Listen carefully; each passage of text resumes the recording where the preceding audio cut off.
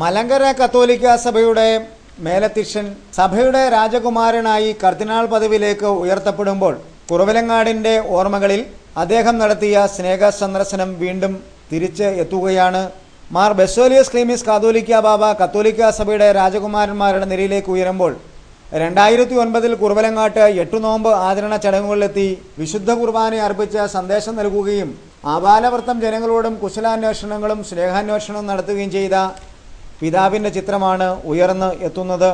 മലങ്കര കത്തോലിക്ക സഭയുടെ അധ്യക്ഷനും മേജർ ആർച്ച് ബിഷപ്പുമായ മാർ ക്ലീമീസ് ബാബയെ ബെനഡിക്റ്റ് 16 മാർപ്പാപ്പയാണ് കർദിനാൾ സ്ഥാനത്തേക്ക് ഉയർത്തി കൽപ്പന പുറപ്പെടുവിച്ചത്. മലങ്കര കത്തോലിക്ക സഭയുടെ ആദ്യ കർദിനാൾ എന്ന വലിയ പദവിയിലേക്ക് ഉയർത്തപ്പെടുമ്പോൾ സാധാരണക്കാരിൽ സാധാരണക്കാരനായി കാതോലിക്ക ബാബ നടത്തിയ സന്ദർശനമാണ് ആയിരക്കണക്കായ കുറവിലങ്ങാട്ടെ ഇടവക ജനങ്ങളുടെ മനസ്സിൽ പച്ച പുതച്ച് കിടക്കുന്നത്.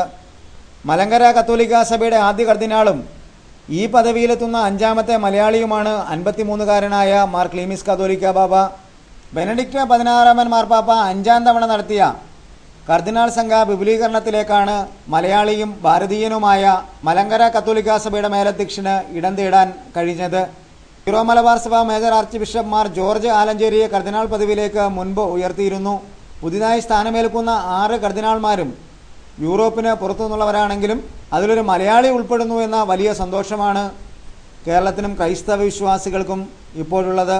കർദിനാൾ പദവിയിലേക്ക് മാർ ബസേലിയോസ് ക്ലീമീസ് കാതോലിക്ക ബാബ ഉയർത്തപ്പെടുമ്പോൾ 2009 കുറവിലങ്ങാട് 8 നോമ്പ് ആചരണവുമായി ബന്ധപ്പെട്ട് കാതോലിക്ക ബാബ നടത്തിയ സന്ദർശനത്തിന്റെ പ്രധാന ഭാഗങ്ങൾ പ്രേക്ഷകർക്കായി സമർപ്പിക്കുന്നു. കുറവിലങ്ങാട് ഇടവകാംഗം ബേബി പനങ്കുഴയുടെ വീഡിയോ ശേഖരത്തിൽ നിന്നാണ് ഈ ദൃശ്യങ്ങൾ.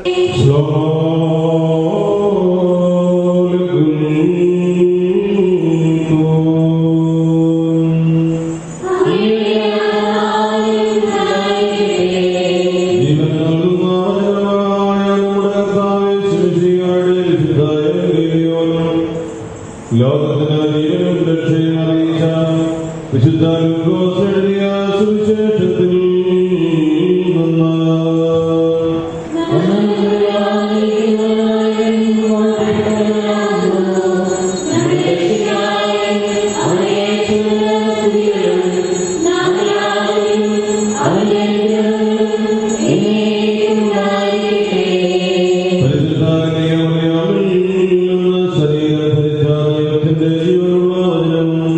നമ്മുടെ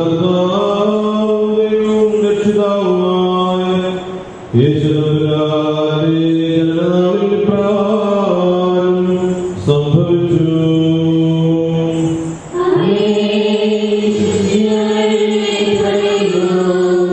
മറിയം പറഞ്ഞു, എന്റെ ആത്മാവിനെ മഹത്വപ്പെടുത്തുന്നു, എന്റെ ആത്മാവായ ദൈവത്തിൽ ആനന്ദിച്ചു, എന്തെന്നാൽ ദാസിയുടെ നാമനെ കടാക്ഷിച്ചു.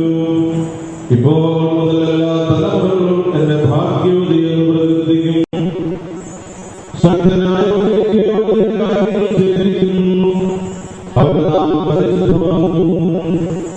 അവരെ ഭയപ്പെടുന്നവരെ